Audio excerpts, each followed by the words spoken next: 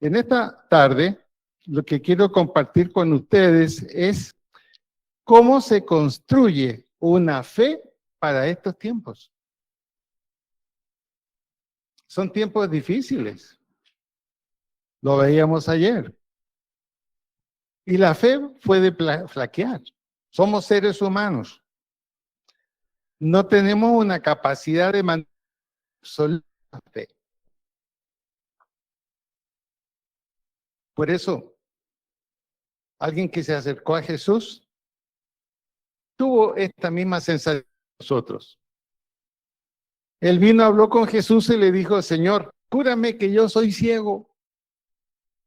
Jesús lo miró y le dijo, ¿crees tú que puedes ser sano? Y él contestó, sí, Señor. Y luego, ayuda a mi fe. Esa es la situación de nosotros. Estamos dispuestos. Queremos tener fe, pero le decimos al Señor, a que mi fe crezca. ¿Cómo puede crecer? La base de la fe es la Biblia, la palabra de Dios, y ella es verdad para cada situación en la vida.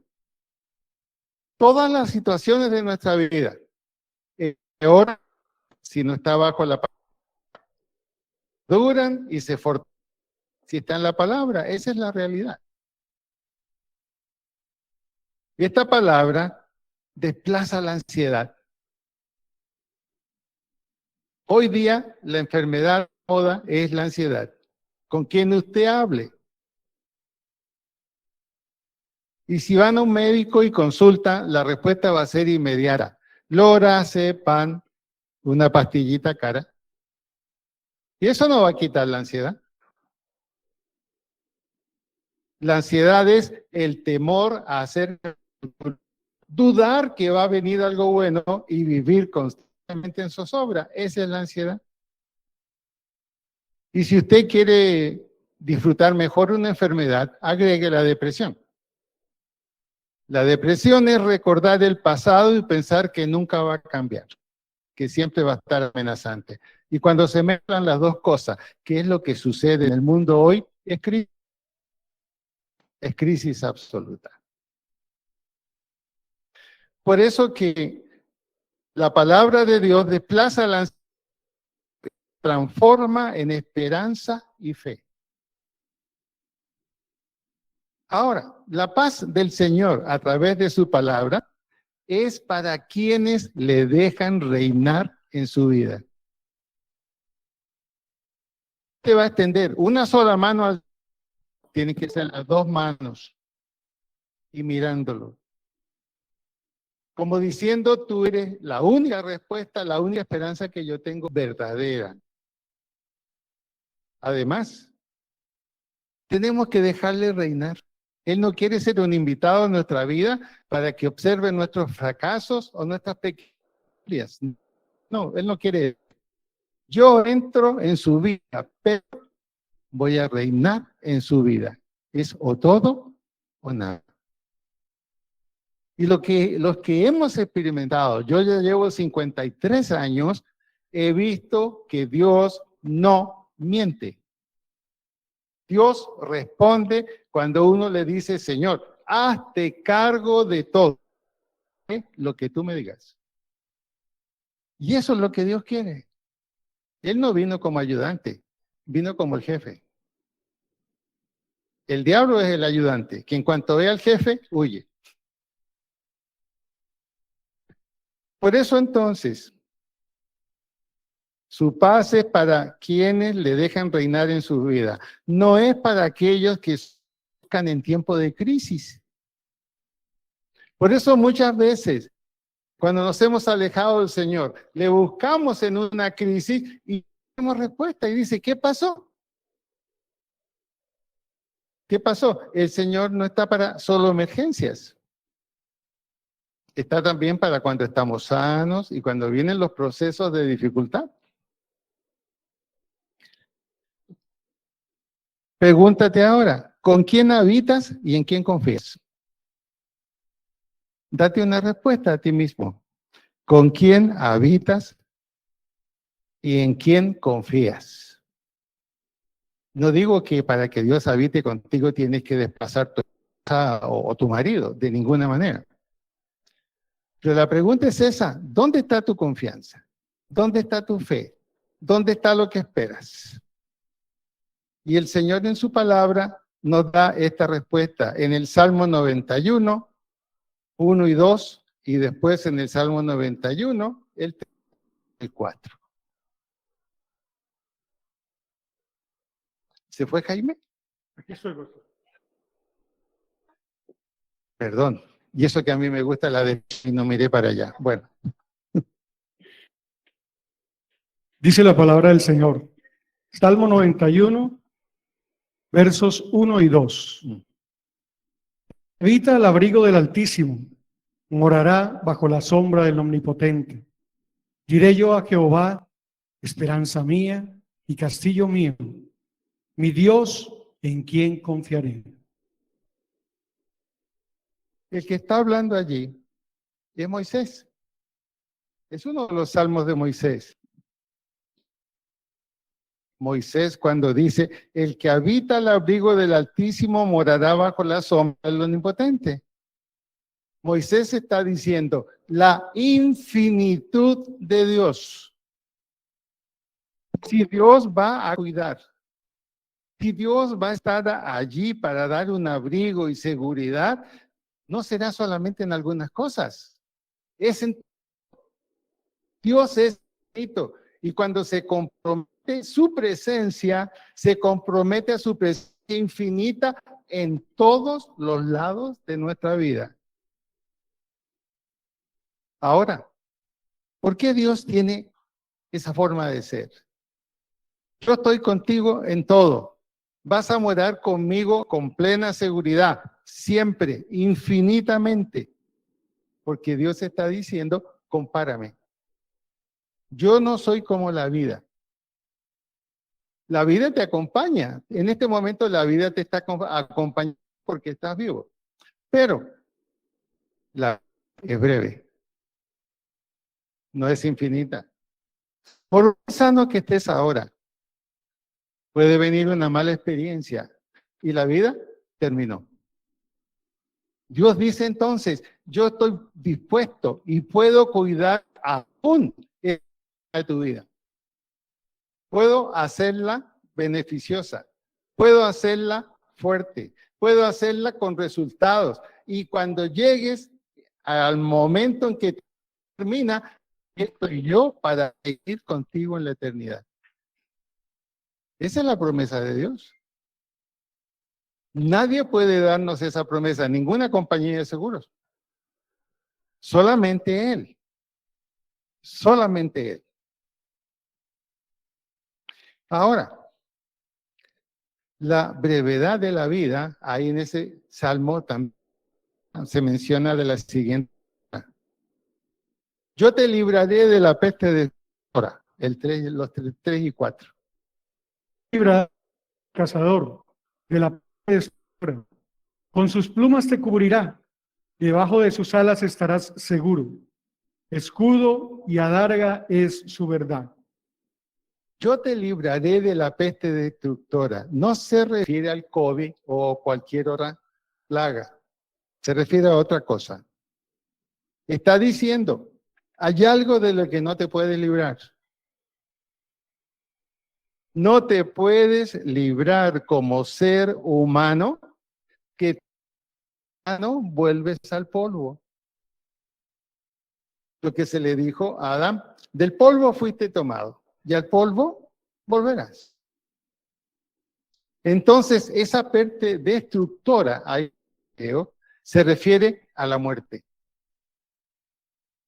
Y esa peste destructora, que es la muerte, llega a todo ser humano.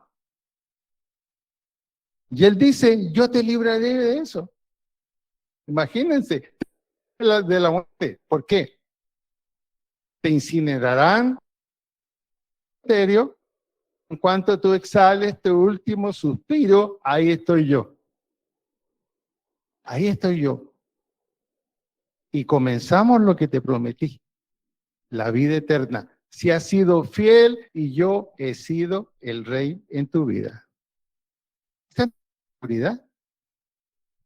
Por eso los cristianos decimos bíblicamente, ¿de quién temeré? ¿De quién me esconderé?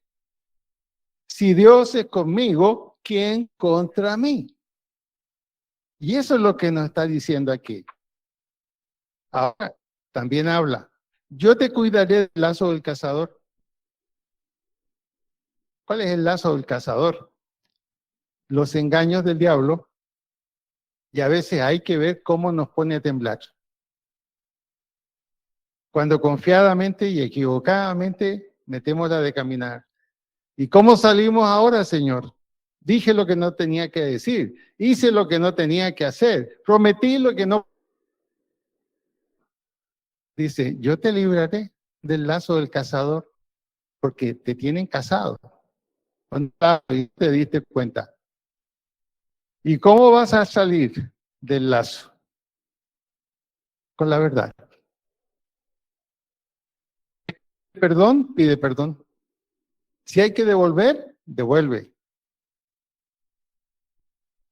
Que nadie pueda decir que tienes cosas y yo te ayudaré. Por eso, el diablo es el engañador de esta generación. Nos ha convencido de una serie de cosas que si las hacemos nos sentiremos libres. El cuento, por ejemplo, del aborto libre. Les puedo garantizar, conversando con señoras que han tenido aborto, el complejo de culpa no lo pierden nunca. El complejo de culpa no lo pierden. Sobre todo porque hay algo en esos casos. Uno muchas veces se murió alguien, uno va, lo mira, de alguna manera hay una tranquilidad. Pero en los casos de aborto, la mujer que aborta se levanta, se viste, se arregla y no nada de lo que quedó para verlo. Complejo de culpa. Eso no lo dicen. Toda mujer que ha estado embarazada desarrolla una sensibilidad especial.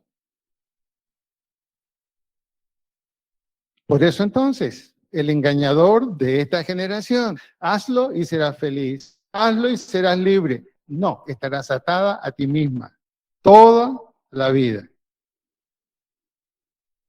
¿Cuál entonces es tu cobertura? ¿Cuál es tu cobertura? ¿Tu lugar de defensa? ¿Quién es el que te da seguridad?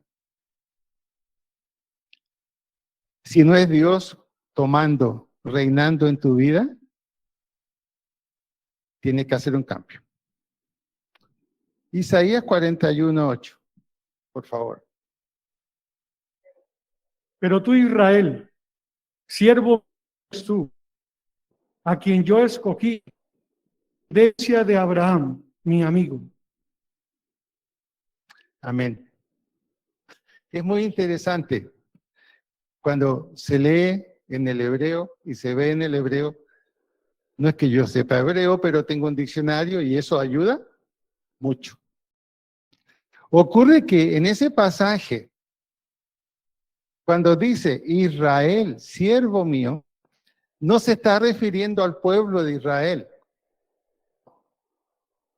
Se está refiriendo a un creyente en Jehová que está dispuesto a servir a Dios, dispuesto a trabajar para Él y a obedecer lo que Él le pide.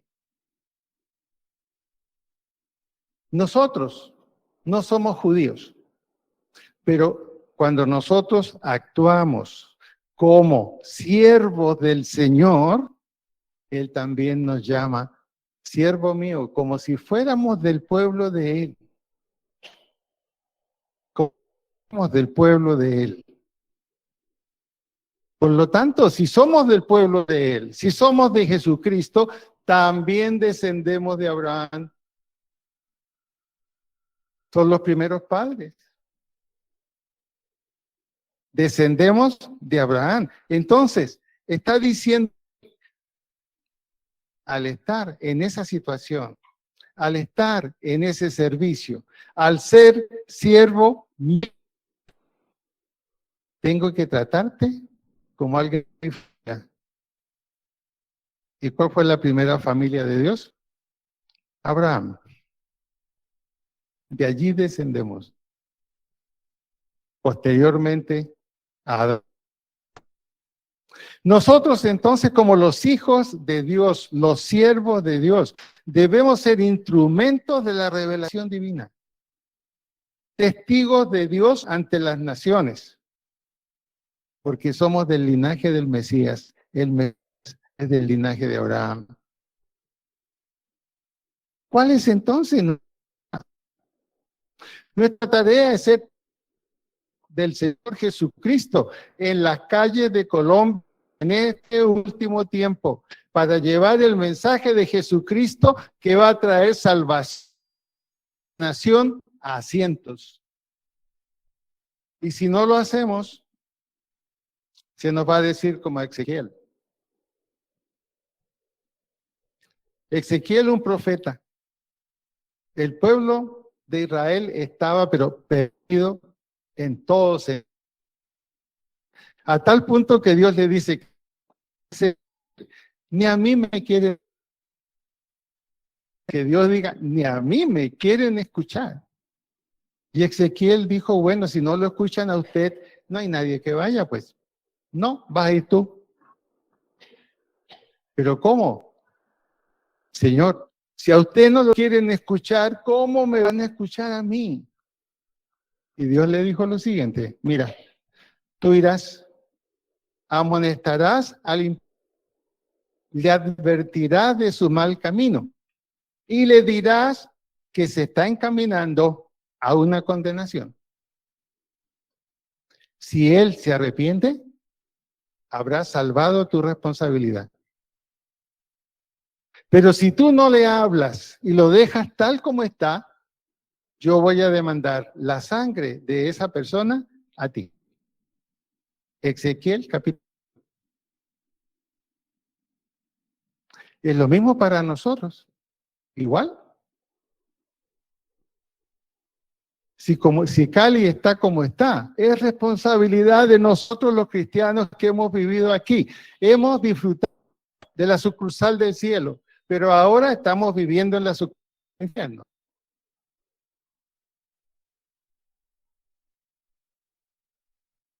Y este último tiempo, Dios lo ha dispuesto porque quiere que Colombia, específicamente donde nosotros vivimos, que es Cali, que sea salva, que su vida cambie, que conozcan a Dios y lo que Dios, hablando, lo que Dios avisa que va a venir, que Dios va a hacer. Dios ya dijo basta al hombre.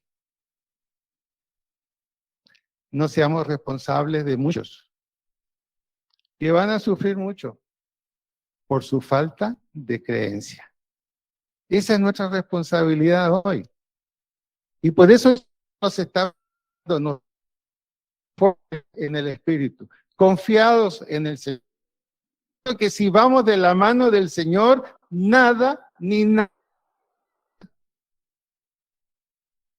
¿Quién acusará a los hijos de Dios? ¿Quién pondrá una trampa a los hijos de Dios? Es el estatus de este último tiempo. Ya no es como lo anterior. Ahora Dios está diciendo, me van a conocer como el dueño de esto. Les he dejado libertad por siglos para que ustedes desarrollen este planeta y miren en lo que se acabó. Ahora yo que soy de esto vengo a tomar cuentas. Eso es lo que dice Apocalipsis. Está ahí.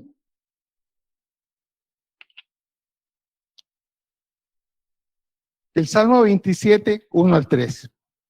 Por favor. Libro de los Salmos, capítulo 27. Jehová es mi luz y mi salvación. Jehová es mi luz y mi salvación. ¿De quién temeré? Jehová es la fortaleza de mi vida. ¿De quién he de atemorizar? Cuando se juntaron contra mí los malignos, mis angustiadores y mis enemigos, comer mis carnes, tropezaron y cayeron. Aunque un ejército acampe contra mí, no temerá mi corazón. Aunque contra mí se levante guerra, yo estaré confiado. Esta es la forma en que el salmista David, autor de ese salmo, emplea para decir que Dios se preocupa más de nosotros y de nuestro bienestar, más de como lo hicieron nuestros padres, por muy bien que lo hayan hecho. Dios es un padre, como dicen los mexicanos, un padrote. Es Dios. Eso es Dios. El amor de Dios va más allá del amor filial. El amor filial es entre hermanos, es entre parientes. Pero el amor de Dios va más allá, es más intenso y es más responsable. Por eso, ¿qué dice la Biblia? Dice, hay amigo, hay hermano, hermano en la fe, que es mucho más que el hermano en la carne. Esos proverbios. Porque la unidad que puede haber entre dos hermanos, si uno solo es cristiano y el otro no, no es completa. Y aun cuando los dos hermanos tengan mucha unidad, la unidad que pone Dios es superior. Es superior. Y eso es lo que el Señor pone en la iglesia. Cuando la iglesia está reunida, cuando la iglesia canta, ¿por qué se experimenta un familiar? Es más allá de un familiar. Se siente más todavía. Por la sencilla razón que hay una relación en Dios. Aunque algunos sean cristianos más antiguos y otros cristianos nuevos, comienza esa relación. ¿Por qué contamos testimonios aquí? Porque estamos entre hermanos y más que hermanos. No lo contaríamos a cualquier grupo, aunque deberíamos, pero aquí nos sentimos estando el Padre principal aquí con nosotros. En el versículo 4 del mismo Salmo 27, Libro de los Salmos, capítulo 27, versículo 4. Una cosa he demandado a Jehová, esta buscaré. De Jehová todos los días de mi vida, para contemplar la hermosura de Jehová y para inquirir en su templo. ahí está el secreto del éxito de David. ¿Dónde quería estar siempre?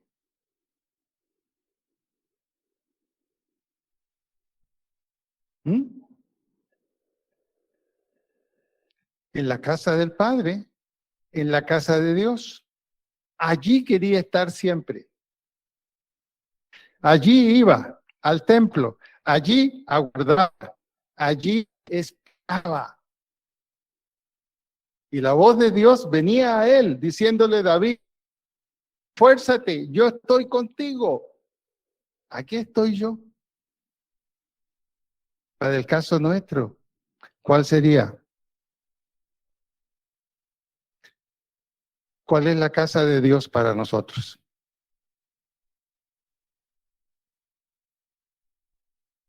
La iglesia, el templo. El templo. Porque es aquí donde Dios dijo en Mateo 16 que tendríamos que reunir. Porque Él dijo, esta es la iglesia que yo voy a fundar, que yo voy a hacer y prevalecerá. Y ni siquiera las fuerzas del infierno la... Esa es la promesa que hay para la iglesia. Gloria a Dios por los grupos. Pero la promesa de Dios es aquí. Es aquí. En la iglesia. Esa es la que tiene la promesa de Él. Por eso pasará. Desde el cielo veremos lo que pasa aquí abajo. Muy duro lo que va a pasar. Y vamos a ver creyentes indecisos que van a darse cuenta de que los verdaderos creyentes ya no están. Los van a buscar y no están. Van a ver iglesias vacías. Van a ver pastores llorando en una iglesia vacía, reconociendo que no había que hacer y no dijeron lo que decir. Y el Señor en su amor va a oír las oraciones pidiendo perdón de esa gente. Y los va a recuperar y los va a levantar. ¿Pero a qué precio? Tendrán que pagar con su vida como en los inicios de la iglesia. Tendrán que probar su fe de que creen en Cristo y que son cristianos, siendo llevados a la muerte. No se olviden que el anticristo no es ningún buen amigo y ese es el que va a estar hablando en la última semana. Pero necesitamos esperar hasta ese tiempo. No sé si a usted le gustaría pagar con su vida que es cristiano. Yo tengo mucha fe, pero no me gustaría. No me gustaría. Y si está la oportunidad de irse con el Señor de una sola vez, a eso. Esa es la cosa. Por eso el versículo 14 es clave para una vida victoriosa en la fe. Aguarda, dice David. Espera. Esfuérzate y confía. Ese es el secreto de David. Eso que Dios lo amaba tanto y lo perdonó muchas veces. Porque era un hombre que buscaba estar conforme al corazón de Dios.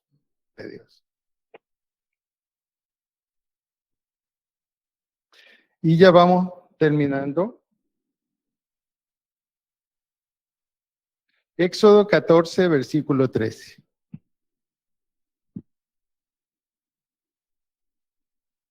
Libro del Éxodo, capítulo 14, verso 13. Y Moisés dijo al pueblo: no temáis, estad firmes. La salvación que Jehová hará hoy con vosotros, porque los habéis visto, nunca más para siempre los veréis. Ahí tenemos a Moisés.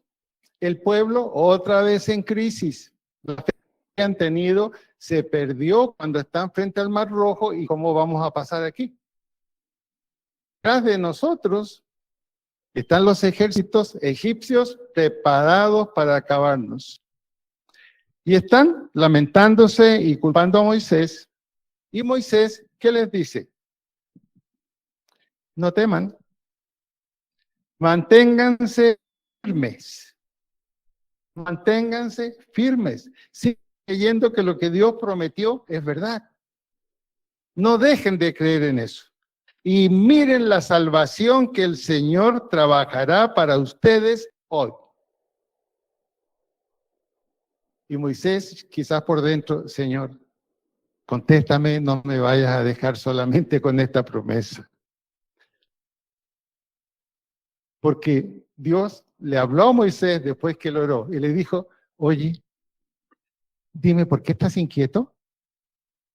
Acabas de dar una palabra fuertísima al pueblo para que confíe, pero ¿por qué estás inquieto?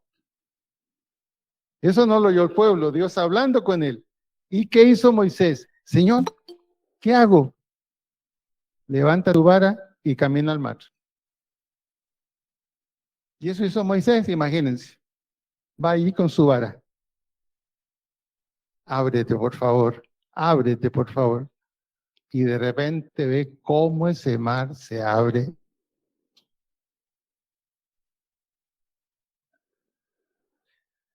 Eso es lo mismo para nosotros. Aguarda, espera, esfuérzate, confía. Y es interesante lo que Moisés dice. Moisés reconoce a Dios Y le dice, miren, Jehová peleará por ustedes. No soy yo. No soy yo, yo soy un simple encargado. Jehová peleará por ustedes. Eso es lo mismo para nosotros. Es igual.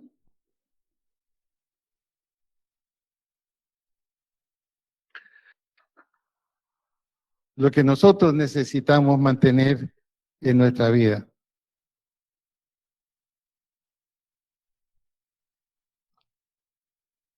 En 2 de Timoteo 1, 6 al 7, Pablo exhorta a su hijo espiritual Timoteo. Timoteo estaba lleno de temor, con miedo. ¿Por qué razón? Porque él estaba, Pablo, en un lugar de gente muy adulta que sabía mucho. Y él pensaba que no era suficientemente bueno como para estar en ese lugar. Pero Pablo lo había ungido y le había dicho, ve y sirve, el Señor estará contigo. No te acobardes, no te acobardes. Que no tema aceptar grandes responsabilidades, le dice Pablo. Porque la plenitud del Espíritu Santo fue impuesta sobre ti. Es lo mismo para nosotros. ¿Qué nos está diciendo el Señor? No te acobardes, no te acobardes. No temas aceptar responsabilidades. En mi nombre, la plenitud del Espíritu ha sido impuesta en el creyente en Cristo. Por lo tanto, ¿qué implica? ¿Qué es lo que tú tienes allí para usar? Poder de Dios, amor, la gracia de Dios, dominio propio. ¿Qué significa? Un pensar seguro, buen juicio, disciplina, entender y tomar decisiones correctas. Esa es la consecuencia de que Dios está en nuestra vida. No necesitas lorazepam para la ansiedad ni ninguna de las cosas. Simplemente declara que el Espíritu Santo está en ti, que el poder de Dios está en ti, que la gracia de ti. Simplemente el dominio, un pensar seguro, un buen juicio, disciplina y hacer decisiones correctas. Esas son las consecuencias, hermanos, que desarrollan una fe verdadera. Y la base de esa fe está aquí, en este libro, llamado la Biblia.